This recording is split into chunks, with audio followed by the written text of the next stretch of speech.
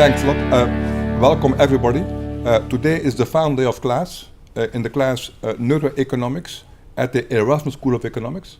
My students are going to present their final presentation on neuroscience and neuroeconomics. And I'm very curious what they have to say, because this has been a challenging and interesting class. Thanks a lot, good luck. So, a flashbulb memory almost always feels very clear and correct, but a feeling and the truth are not always the same thing. Many flashbulb memories are often inaccurate or even fabricated. And he proposed that flashbulb memories are actually something like historical markers. And when a significant enough historical event happens, it becomes part of our life's history. We relate to this moment and its relationship to our lives. And we feel very instinctively that the world has changed and that it will never be the same. So from that exact moment, the memory lingers. But that does not mean that it's more accurate, it just means it's more vivid.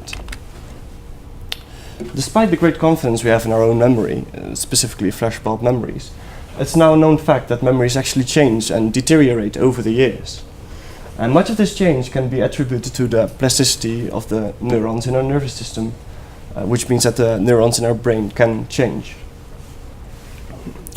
So a memory is actually a feature of neurons rather than a specific set of brain systems. Oh, sorry.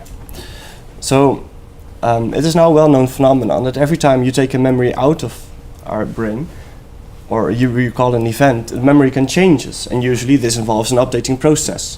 Suppose you're reading a newspaper or watching a movie about history, this is very useful.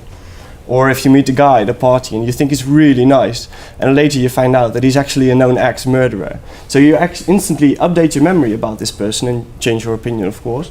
So the next time you meet him, you will be more wary and on your guard. This is, of course, a very positive thing in our survival. This memory process is called memory formation or memory consolidation, and this requires a process which induces the synthesis of new proteins in the parts of the brain that are actually forming the memory. Now, this idea was already written down in the late 1960s by the CIA, but has since been released as a not viable research topic. In the beginning of 2000, Karim Nader, you see a picture of him there, expressed interest in this subject and started testing on rats. And as it turned out, with the right protein inhibitor injected into the amygdala of these rats, they were actually unable to place back the memories after they took them out. In normal language, the memory was actually deleted.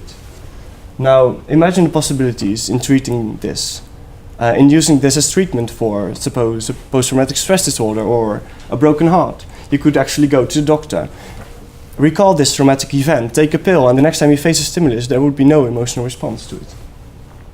There are, of course, those who oppose this idea and say that such strong events help us create our identity, and who knows what would happen if we took these out. So this was our presentation.